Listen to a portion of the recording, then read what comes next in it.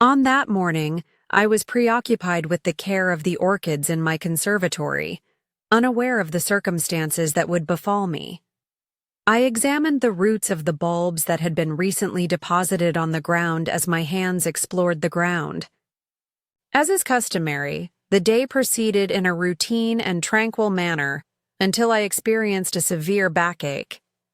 My second nephew, Maximo, unexpectedly appeared at that moment, and I was unsure of what would transpire.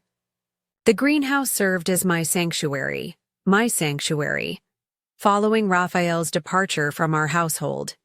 It had become the sole location that could truly restore my spirit. However, on that particular day, everything appeared to possess a distinct nuance.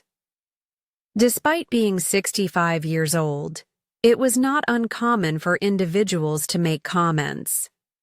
"Amelia, what is the secret to your exceptional health at your age?" In reality, there was no significant secret.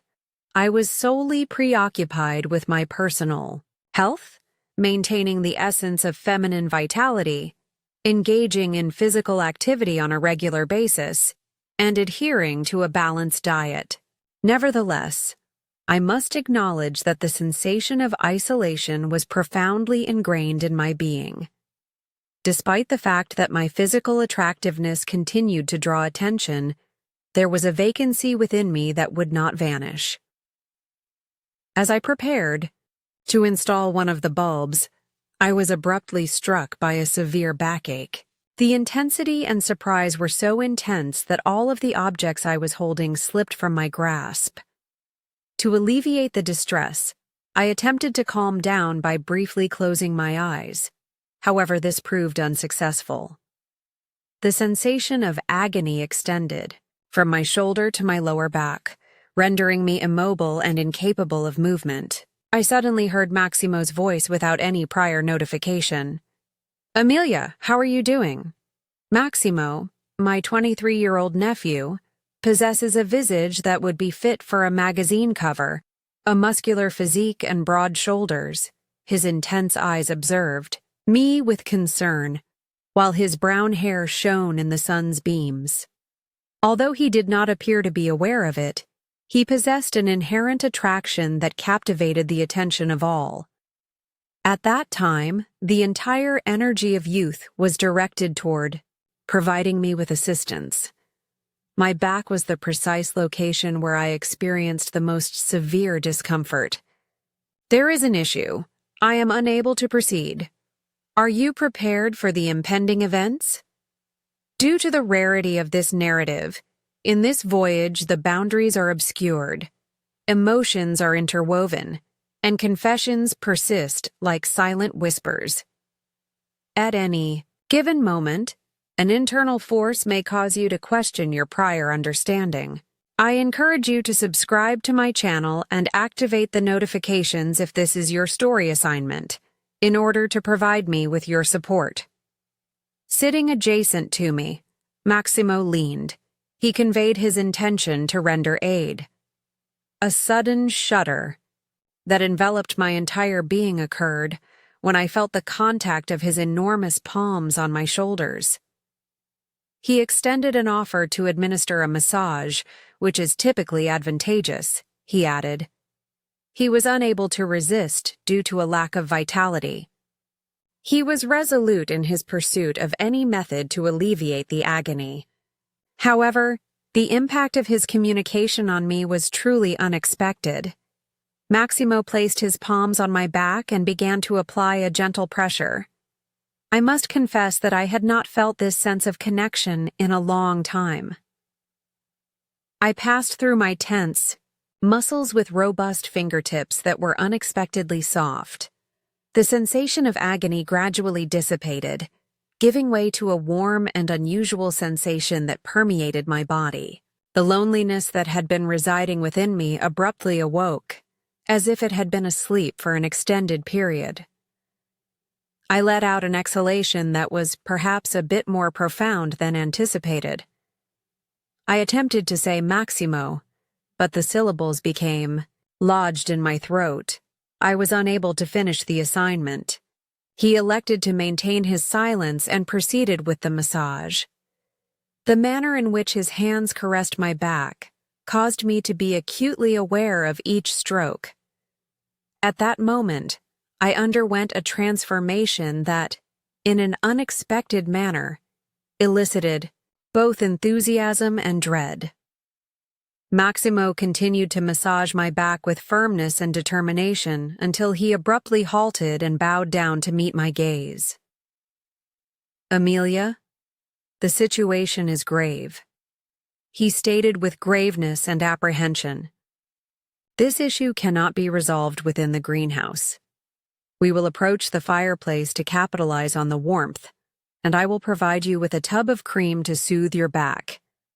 It is imperative that we address this situation." I briefly hesitated, but ultimately the excruciating agony dictated my decision. I sat with my head bowed, and he provided me with the necessary assistance to integrate myself. As he firmly grasped me, he cautioned me. The manner in which he embraced me was peculiarly comforting. It was a level of intimacy that I had not encountered in a long time.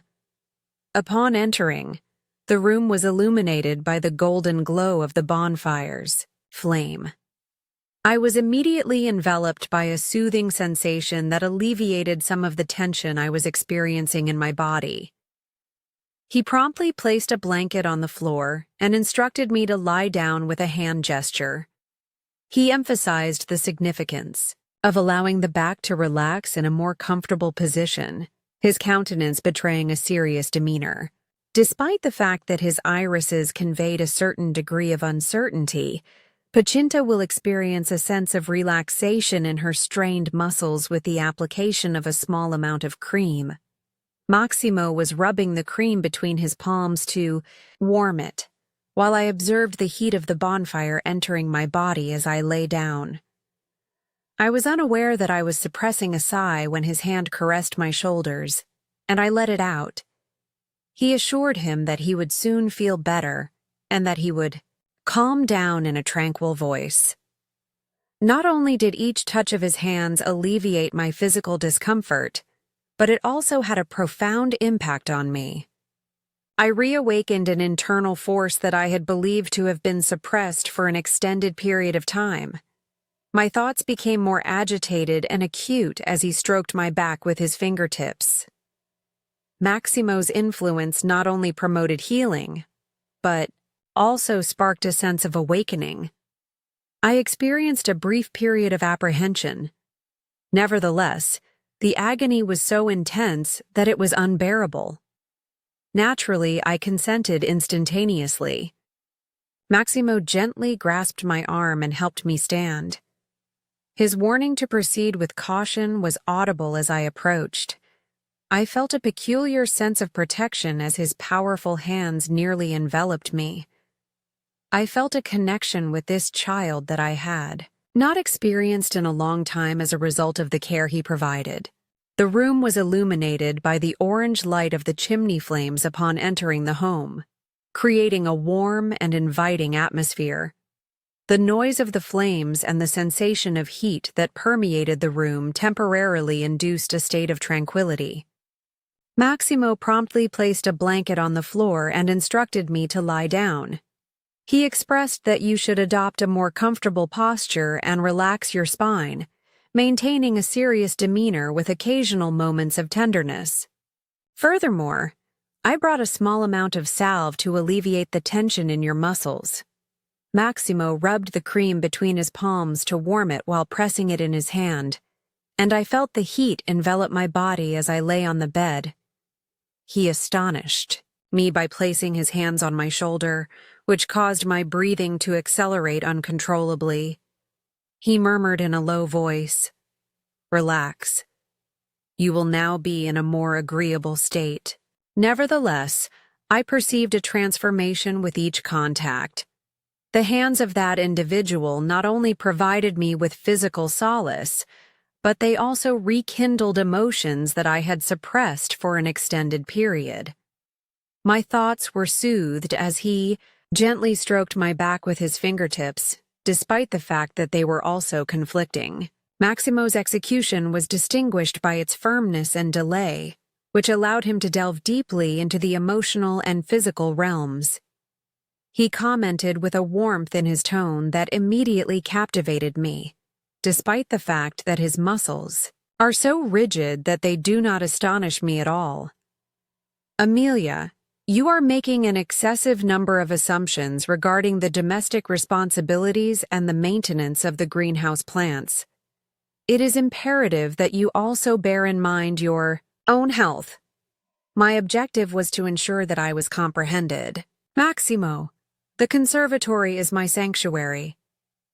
In the absence of his presence, he interrupted his gesture with compassion, stating, "I comprehend," despite the fact that they also caused me concern. I was unable to comprehend the full implications of his words, or perhaps I did, but I was unwilling to acknowledge it. He continued the massage session by gently descending his hands onto my back at that moment. Despite the fact that a distinct knot was formed within, the tension knots relaxed as a result of the warmth of his contact. A sense of both calm and dread was evoked by the sensation of his proximity.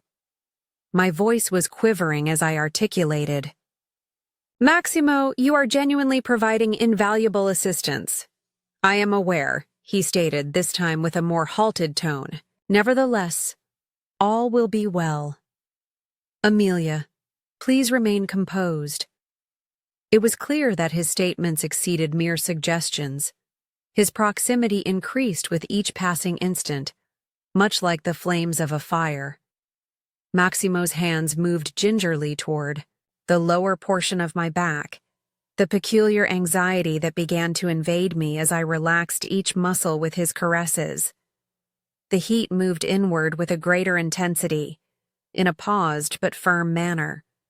An internal conflict emerged as a result of the perplexity that occupied my mind at that moment. It was challenging for me to maintain serenity, but I reminded myself that I had to do so. My heart began to beat with intensity as his warm palms descended toward my shoulders.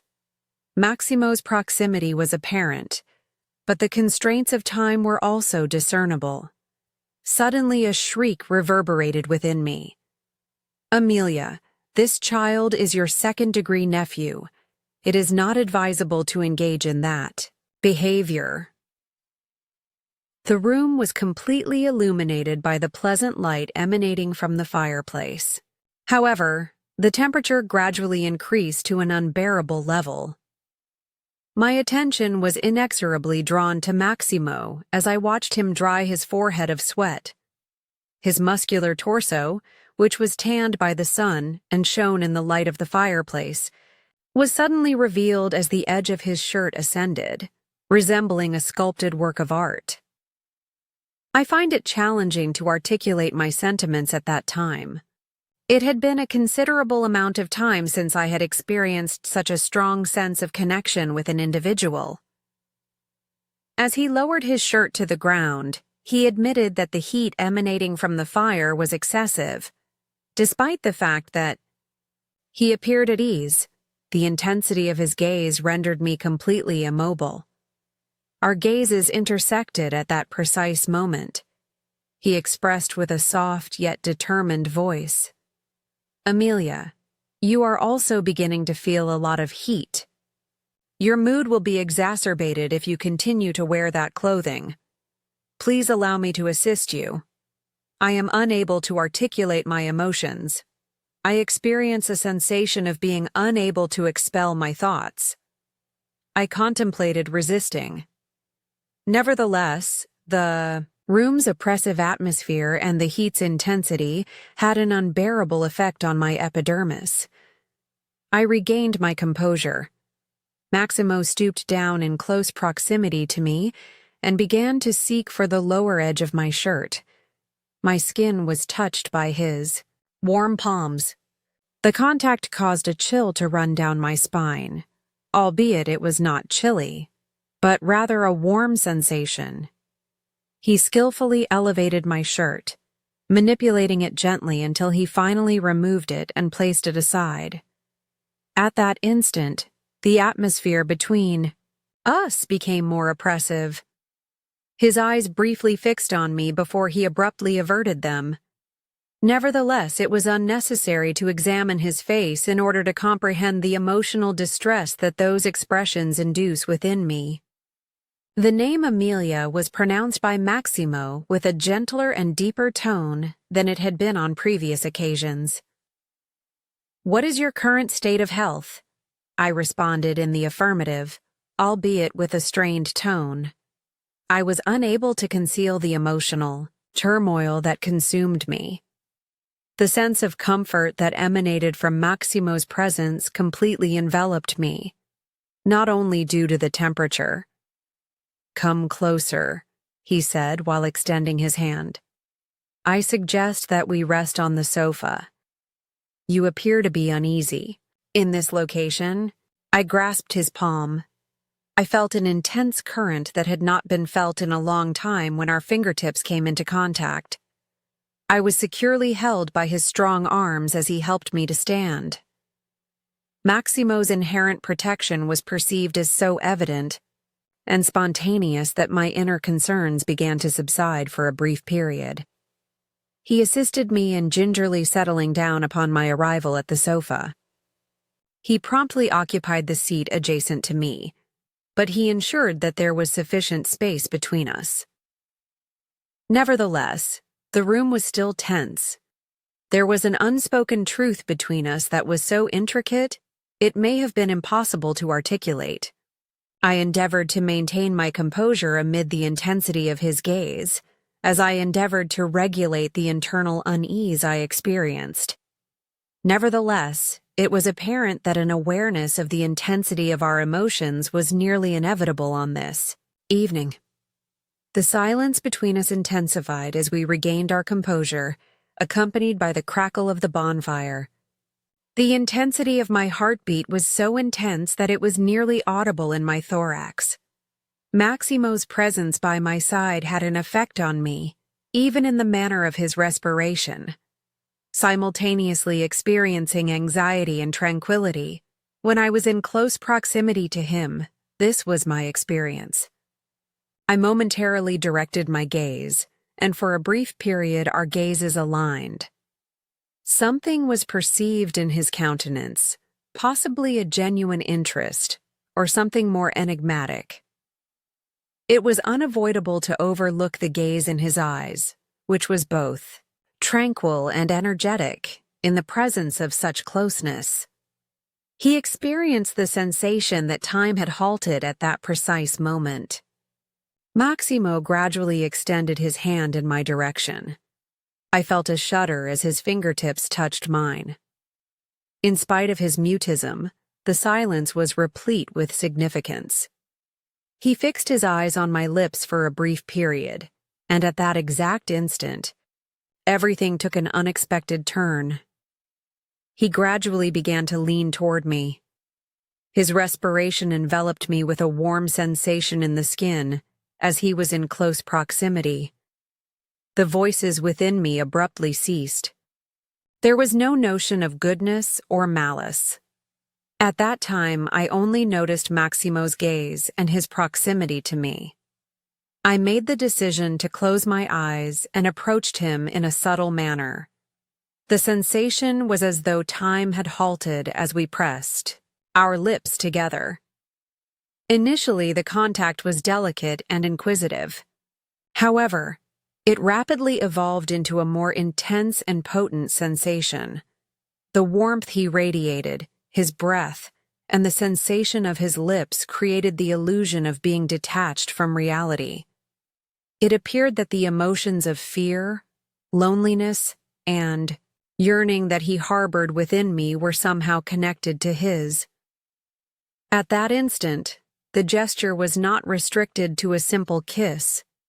It embodied the expression of repressed longings, extended periods of silence, and potentially a secret connection. His hands delicately caressed my cheeks as the kiss intensified. His shoulders were automatically grasped by my palms. I could feel the warmth of his epidermis as it passed through my hands. Ultimately, we both separated ourselves simultaneously. We observed that our respiration was agitated as we crossed our eyes. Nevertheless, the bond between us was perceived with greater intensity than ever. A message was intended to be conveyed. Certainty was absent. Nevertheless, something was immediately apparent. After that night, our relationship would never be the same. I observed that I was experiencing breathlessness subsequent to the contact. My heart beat so vigorously that it appeared to emerge from my chest. I perceived an intense longing and an interrogation in Maximo's eyes when I met his gaze. During that instant, my mind was completely at rest. My body and my heart were now responsible for making the decisions. I replied, "Really?" with a quivering voice. "I have a clear understanding of my emotions. I yearn for you with all my heart. You are adored by it." Something within me ruptured as I articulated the words. The loneliness and anxieties that had accumulated over the years appeared to vanish in a single moment. The primary objective was to locate myself in this location, at this precise instant, adjacent to him. A momentary expression of bewilderment appeared on Maximo's face, which was subsequently replaced by a delayed smile. The warm atmosphere that enveloped me was reflected in his gaze. "I have affection for you." He articulated it in a gentle yet firm tone. "Amelia, I also harbor feelings of affection for you. Additionally, I endeavored to regulate my emotions. However, I am now incapable of resisting. I have a deep affection for you and aspire to be by your side." I was enveloped by the words he spoke, much like the literal. My heart was touched by each syllable. Maximo tenderly embraced my face and re-entered the room. This time there was no uncertainty. We were both aware of our aspirations. Our emotions were more powerful than any verbal expression when our lips reconnected. This moment was a turning point in my life. Maximo's affection, expressions, and presence. I did not intend to halt at that instant, despite my apprehensions. Nothing had ceased. I was entirely overcome by my emotions. At the time, we were enveloped by a thin sheet, which caused us to feel breathless and connected. With a slight expression on his face, Maximo sat by my side. Upon raising my head, I observed that our clothing was dispersed across the floor. The ambience of the evening was so surreal that it appeared to be a dream. Maximo's countenance was still radiated by an attractive smile as he addressed me. His thumb barely touched my lips, while his hand gently caressed my face. He stated, "Amelia, I would not change it for anything at this time," in a deep and gentle voice. A whirlwind of emotions that were still present in me compelled me to turn to him, and I conveyed it with a sense of gratitude. "Maximo, I am grateful for your assistance." I had not experienced such a sense of isolation in a long time. Nevertheless, your youthfulness, imposing presence, and allure genuinely captivated me. My pupils did not convey sincerity, nor Maximo's smile, which was characteristically charming and radiated from his face, was exhibited as his lip curled upwards. "Amelia, you are cognizant of your attractiveness." "Drina," he articulated, "I am not referring solely to your physical appearance. The experience of sharing moments with you is distinctive. Your amiable demeanor, your candor. Each item contributes to my enhancement of self-esteem. It was impossible to avoid his gaze, his expressions, or his eye contact. I desired to immortalize that night in my memory, due to the intensity of the situation. I conveyed myself with sincerity. Maximo, I depended on you.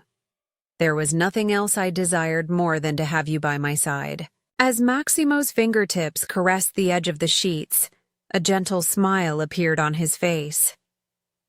Amelia, I will be returning to this location frequently from now on. He articulated himself with determination and candor. You can depend on me at all times. I offer you these moments solely with the intention of contemplating you. At that instant, I felt as though a new path was emerging in my life. The profound loneliness and heavy burdens that I had previously encountered were gradually dissipating. The presence of Maximo by my side provided me with a sense of security and tranquility that was extremely reassuring. I resolved to close my eyes, take a deep breath, and approach his warm embrace with a little more intimacy. The commencement of my voyage occurred last night.